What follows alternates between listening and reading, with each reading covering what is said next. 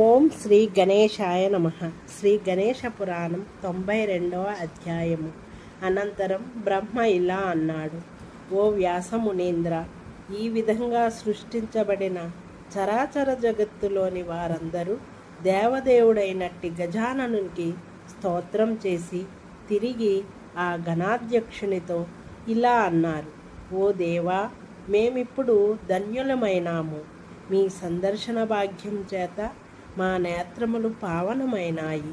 ఇట్టి వినయాన్వితములైన వారి వాక్కులను విని సంతసించిన గజాననుడిలా అన్నారు: ఓ జీవులారా, నా ఈ రూపాన్ని బ్రహ్మరుద్రాదులు సహితం దర్శించజాలరు.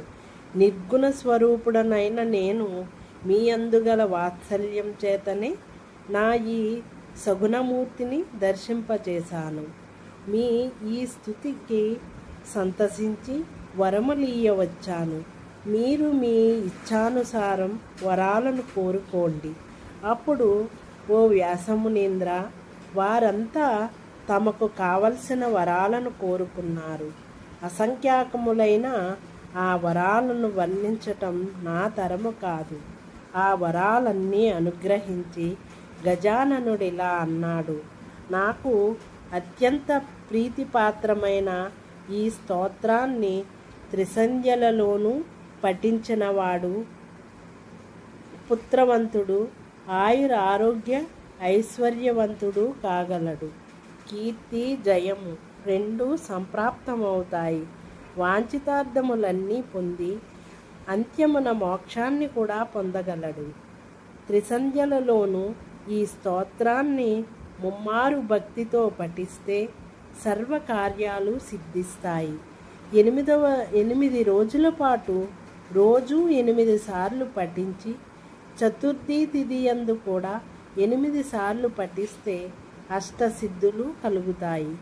రోజు 10 సార్లు చొప్పున ఈ స్తోత్రాన్ని మాసము దినాలు పఠిస్తే రాజు యొక్క బంధనముల నుండి విముక్తుడవుతాడు. 21 సార్లు జపించితే విద్యాకాముడికి విద్య, ధనం కోరినట్టి వానికి ధనము, పుత్రులను కోరిన వానికి పుత్రులు, ఇలా ఎవరేమి కోరితే వారికి అది లభిస్తుంది అంటూ గజాననుడు అంతర్ధానం చెందాడు. అప్పుడా సమస్త పరివారము ఎవరికి వారు తమకు వేరువేరుగా ప్రత్యేకమైన గణేశుని వివిధ మూర్తులను స్థాపించి పూజించారు. దేవతలు తమ మూర్తిని సుముఖుడని, మునులు తాము స్థాపించిన మూర్తికి ఏకదంతుడు అని కీర్తించారు. గంధర్వులు, కిన్నరులు కిపిలుడన్న నామంతో అర్చించారు. గుహ్యకులు, చారణులు, సిద్ధులు మహాప్రసాదాన్ని నిర్మించి అందులోని మూర్తికి గజకర్ణుడని నామముంచి పూజించారు. ఆ పూజా ప్రభావం చేత వారంతా దివ్య విమానాలను అధిరోహించి స్వర్గారోహణం చేశారు. ఆ తరువాత మానవులంతా లంబోదరుడన్న నామధేయంతో మూర్తిని స్థాపించి పూజించారు. పక్షులన్నీ తమ గణేశమూర్తిని వికటుడన్న పేరుతో పూజించి వనాలలోకి ఎగిరిపోయాయి. పర్వతాలు, వృక్షాలు తాము స్థాపించిన మూర్తికి విఘ్ననాశనుడన్న పేరుతో పూజించాయి. ఆ ప్రభావం చేత పర్వతాలు, వనాలు వృద్ధి చెందాయి. పక్షిగణాలు ఒక మూర్తిని స్థాపించి గణాధిపుడన్న నామముంచాయి. విషధర జీవులన్నీ ధూమకేతు అన్న పేరుతోనూ, జలశయాలన్నీ గణాధ్యక్షుడన్న పేరుతోనూ పూజించాయి. క్రిమికీటకాదులన్నీ వాషధీగణాలతో కూడినవై తాము స్థాపించిన గణేశమూర్తికి పాలచంద్రుడన్న నామంతో పూజించాయి. ఇంకా ఇతర చేతనములన్నీ అనేక గణేశమూర్తులను స్థాపించి భక్తిభావంతో పూజించాయి. గజాననుడనే పేరు గల మూర్తి అందరకు సకల కోరికలను ప్రసాదించున్నటువంటిది. ఇలా సమస్త లోకాలలోని వారు గజాననుని అనుగ్రహ విశేషం చేతనే తమ తమ కార్యాలను నెరవేర్చుకోవటంలో దక్షులై విలసిల్లారు. ఆ దేవదేవునికి గల అనంత నామముల యొక్క ఫలమింతని చెప్పటానికి సఖ్యము కాదు. వాటిలోని సారమునే గ్రహించి సహస్రనామములను చెప్పాను. అట్టి వాటిలోకెల్లా సారభూతమైనట్టివి 12 నామములు. సముద్రమథనం చేత 14 రత్నాలు లభించినట్లుగా సహస్రనామములను మదించుట చేత గణేశ 12 నామాలు లభించాయి. ఓ వ్యాసమునీంద్ర, ఈ విధంగా సంక్షేపంగా గజాననుని మహిమను నీకు వర్ణించాను. విస్తారంగా చెప్పటానికి త్రిమూర్తులకు గాని ఆదిశేషునికి గాని తరం కాదు.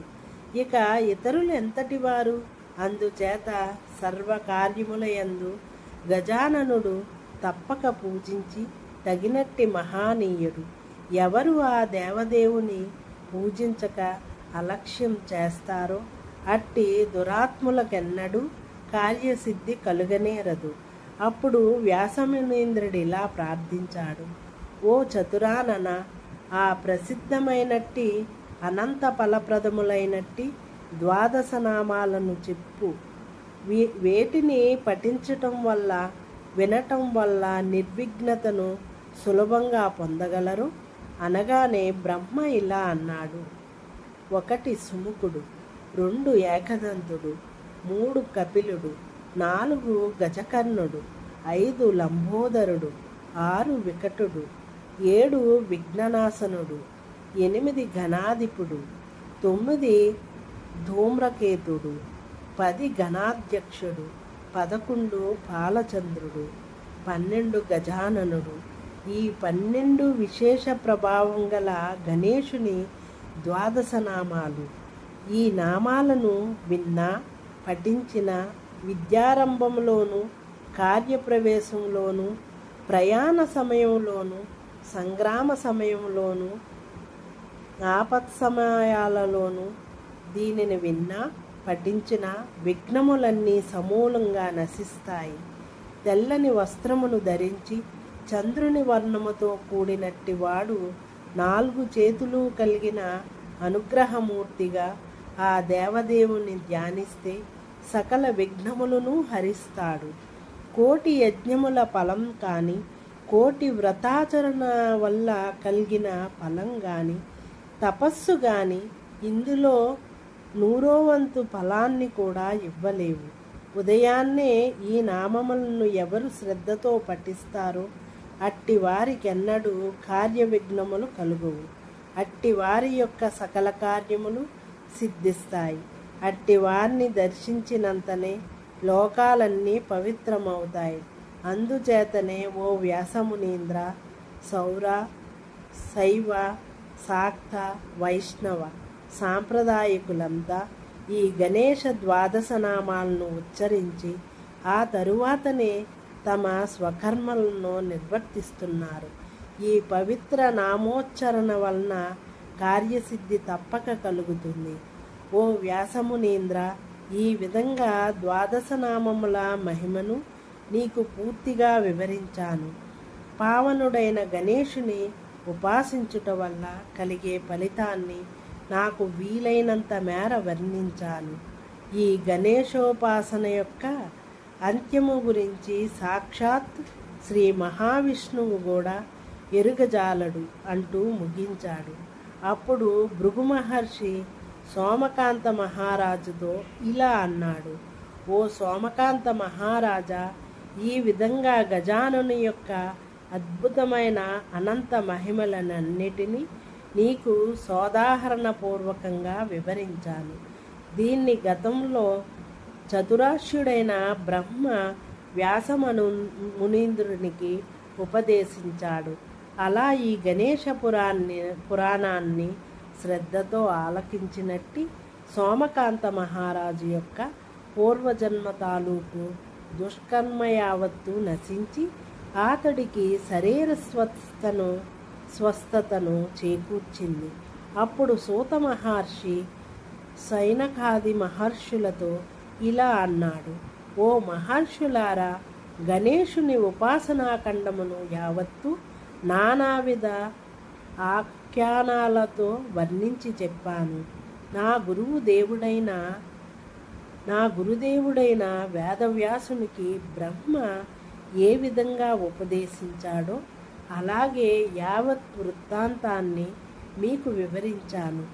ఈ గణేశ పురాణాన్ని ఎవరైతే శ్రద్ధగా పఠిస్తారో వింటారో అట్టివారు తమ సర్వ సంకటముల నుండి ఆపదల నుండి విముక్తులై ఇహలోకంలో పుత్ర పౌత్రాభివృద్ధిని వంశవృద్ధిని ఆయురారోగ్యైశ్వర్యాలను బడసి జ్ఞానవంతులై పునరావృత్తిరహితమైనట్టి మోక్షాన్ని పొందుతారు. ఈ కథను పరమ ఆదరంతో విన్నట్టి సోమకాంత మహారాజ్ ఎట్టి శుభములు పొందాడో అట్టి శుభ ఫలితాలను గణేశుని పరమానుగ్రహాన్ని పొందగలరు. స్వస్తి శుభం.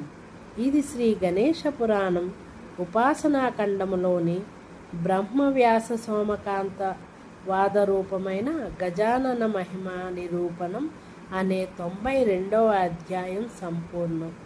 ఓం శ్రీ గణేశాయ నమః.